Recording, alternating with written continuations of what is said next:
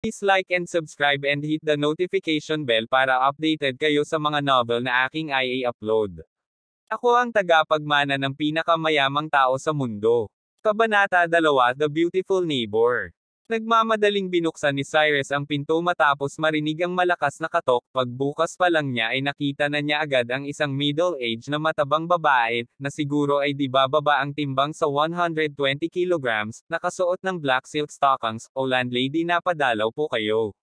Natigilan sandali si Cyrus matapos makita ang babae bago nakangiting tinanong ito. "Cyrus, wag ka nang magpaligoy-ligoy pa, hindi mo sinasagot ang mga tawag ko, sabihin mo sakin kung kailan mo babayaran ang 3 buwang rentang utang mo." Galit na sigaw ng may katenda ang babae kay Cyrus. "Ano kasi landlady, 2 araw pa bago ako sahuran unting palugit lang, pwede bang bigyan mo pa ako ng 2 araw?" Mahinang sabi ni Cyrus. "2 araw?" The landlady sneered and shouted loudly. "Cyrus, dahil iniisip ko na estudyant ka, binigyan kita ng mahabang panahon, nangako Karen na magbabayad kada buwan, pero delayed na for 3 months ang bayad mo, tapos ngayon gusto mo pang bigyan kita ng 2 araw na palugit, marunong ka pa bang mahiya?" Walang magawa si Cyrus kundi ang tignan na lang ang may-ari ng bahay na nasa harapan niya, dahil halos nagastos na niya ang pera niya para bumili ng regalo sa birthday ni Faye. Nung nakaraang linggo, wala na siyang perang pambayad ng upa ngayon. "Landlady, wala na talaga akong hawak na pera ngayon, promise ibibigay ko sa'yo pagkatapos ng 2 araw,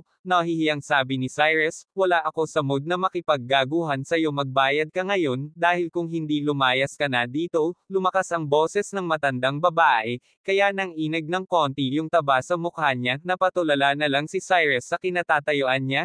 He didn't know what to do because he really didn't have any money now. Just then, the door of the next room was pushed open. A beautiful girl in black lace pajama came out of the room, bleary-eyed and shouted with her mouth pouted, "Bakit ka ba sumisigaw? Hindi mo ba alam na may mga taong natutulog?" "Miss Cruz, pasensya ka na, ito kasing batang ito hindi nagbabayad ng renta, sinisingil ko lang siya." Nang makita ng medyo may edad na babae ang dalaga, agad na nagbago ang ekspresyon sa mukha niya, at pinagmasdan si Cyrus. At pagkatapos ay mahinahong nagtanong, "Magkano ang utang niya sa'yo?"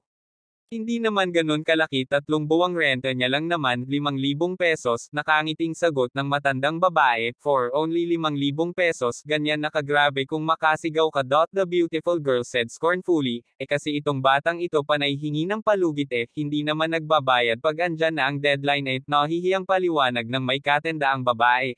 "O siya, sige, ita-transfer ko na lang sa'yo ang bayad niya sa GCash. Huwag ka nang sumigaw dito." Malamig na tugon ng dalaga habang naka-cross arms. "Thank you, Miss Cruz. Maraming salamat talaga." At tuwang-tuwa na nagpasalamat ang middle-aged na landlady. Pagkatapos ay tinignan niya si Cyrus at sinabi, "Boy, swerte mo ngayon, binayaran na ni Miss Cruz ang renta mo. Sa susunod kung malakas pa rin ang loob mong mangutang sakin, tignan lang natin kung anong gagawin ko sa'yo. Sa susunod magbibigay ako sa tamang oras." Bulong ni Cyrus. Masamang tingin ang binigay ng middle-aged landlady kay Cyrus bago siya tumalikod at umalis. Pinagmasdan ni Cyrus ang magandang babae na nakapajama sa may pintuan. Kahit matagal na siyang nangungupahan dito, ngayon niya lang naobserbahan ng mabuti itong magandang kapitbahay niya. Ang ganda niya, yung tipong tinitigan mo siya makakalimutan mo ng huminga. Delicate facial features, eyebrows like ink paintings, crystal-like clear eyes, and cherry blossom-like lips.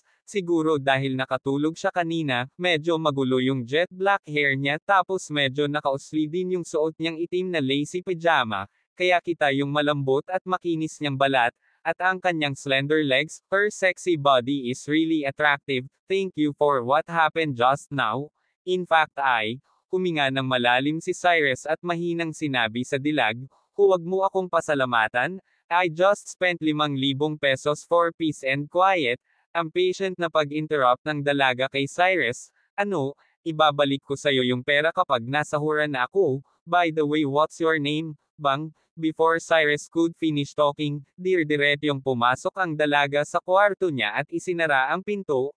He was left there with a slightly embarrassed expression. Siguro wala lang sa babaeng yun ang 5,000 piso, pero malaking halaga na yun para sa kanya. Since ayaw niyang makipag-usap kay Cyrus, he can only gently close his own door.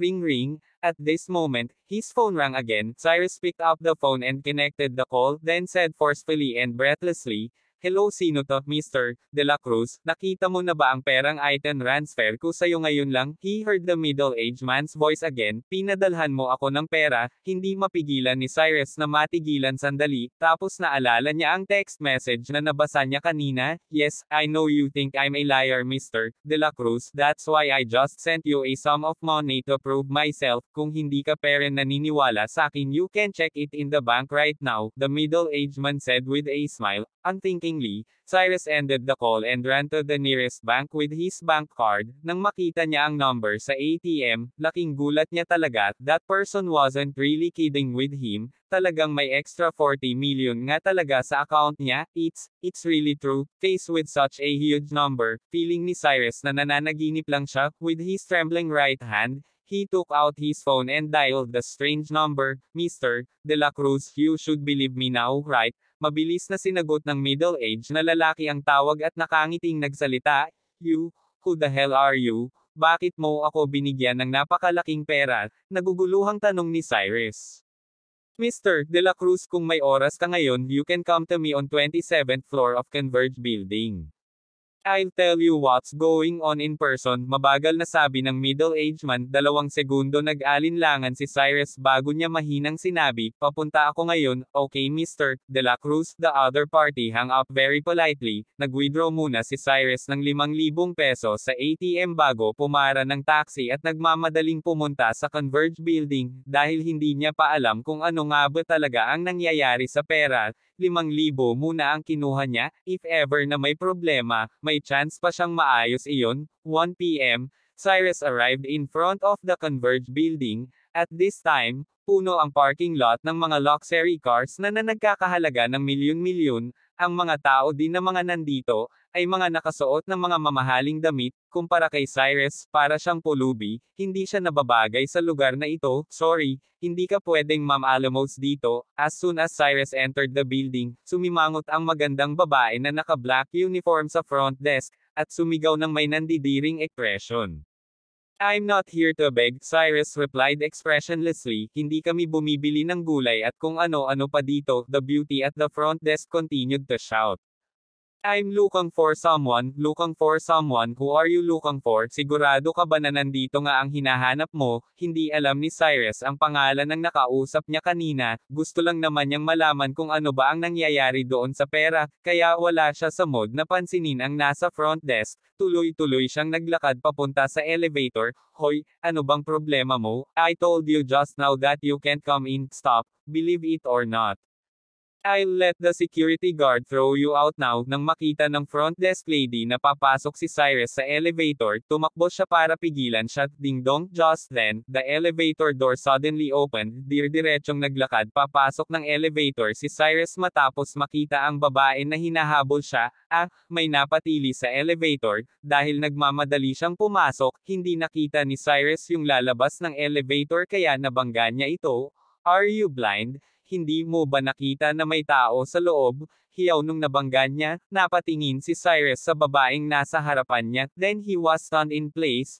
The woman has big red wavy hair, wearing an ultra-short red skirt, matangkad at sexy. Her beautiful legs are wrapped in black silk stockings, and she steps on a pair of high-heeled shoes. Halos pumutok na ang blouse na suot niya dahil sa laki ng kanyang dibdib. Kahit nagalit siya, ang sexy at attractive niya peren, ngayon niya lang napansin na may hawak palang tasa ng kape ang babae. Nang mabaanggo siya ni Cyrus, direktang natapon ang kape sa dibdib ng babae. "What are you doing? Nasaan ang mga security guard? Bakit niyo pinapasok ito?"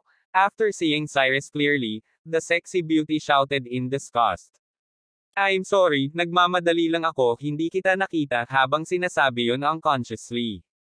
Kinuha ni Cyrus ang tissue box sa tabi ng elevator, at tinry na tulungan ang dilag na panasa ng kape, pero nung pagkalagay pa lang ni Cyrus ng kamay niya sa dibdib ng babae, lahat ng nandoon sa lobby ay natigilan. The beauty instinctively screamed. Sa isang iglap, 7 o 8 security guard ang sumugod sa pwesto ni Cyrus. I'm sorry, hindi ko sinasadya. When he saw the security guards, Cyrus didn't have time to think about anything else. He directly pushed away the sexy beauty and rushed into the elevator, and then pressed the 27th floor. Nang makarating ang mga security guard, ang naabutan na lang nila ay ang pagtaas ng elevator sakay si Cyrus. Manager Perez, anong nangyari? Naguguluhang tanong ng security captain sa sexing babae. Kanina lang, minanyak ako ng isang pullover na bigla na lang pumasok dito. Hurry up and catch this man. I must take that man to the police station. Ano pa ang ginagawa nyo? Bilasan nyo at hulihin nyo siya. Maluha-luhang sigaw ng sexing babae. Pero, the security captain is a little embarrassed. Pero ano, nakakunot noong sigaw ng sexing dalaga. Pumunta ang taong yun sa 27th floor kung nasaan si Chairman Villarreal. Sinabi ni Chairman na walang sino man ang makakapunta sa 27th floor na walang pahintulot niya. The security captain looked at the elevator and said helplessly. Nang marinig ito ng sexing babae, natigilan siya saglit tapos nagngingit-ngit sa galit na sinabing, if that's the case, wait here and block all the doors of the building. I don't believe this bastard won't come down today.